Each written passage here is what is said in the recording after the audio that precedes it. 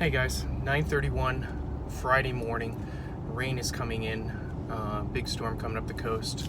Supposed to be here by like 2:30. So I spent yesterday fixing the fuel lines on the jet ski.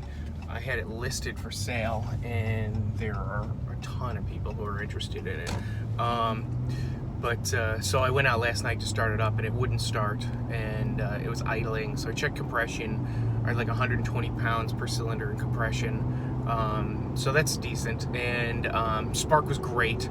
Plugs were a little black, but the spark was great. And so, you know, like a motor, if you have compression and you have spark, then you need fuel, right? There's only three things to make a motor run. So I checked the fuel, and I wasn't sure like where the fuel pump was on these old SeaDoos. I guess I can't reverse this camera.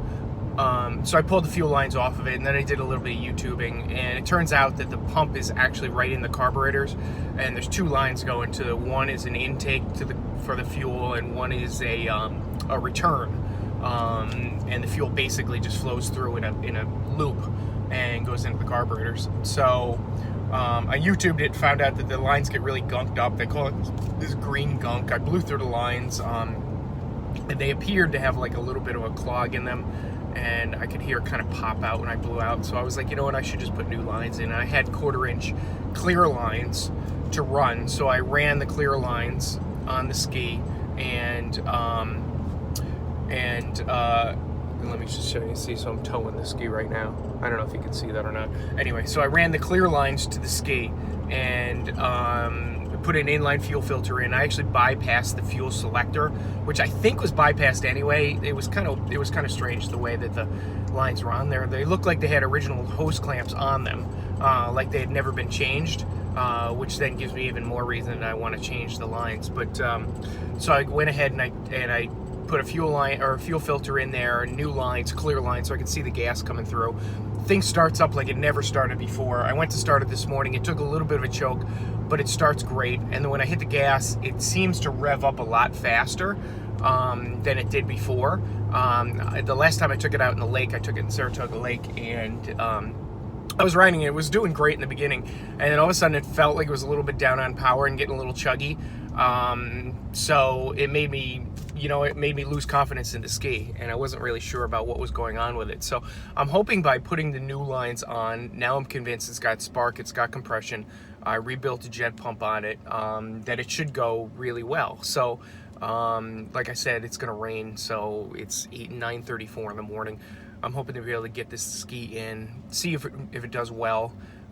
Worst case scenario, I have a paddle, and then I'll paddle it back to the shore. I'll just take it upstream in the river to make sure that I float back down. I have to paddle against the current, I guess, and we'll see how it goes. So hold on, and we'll throw the ski in. Okay, here we are. Got it launched. Don't know if you can hear me on the Hudson River without incident. Let's see how she goes.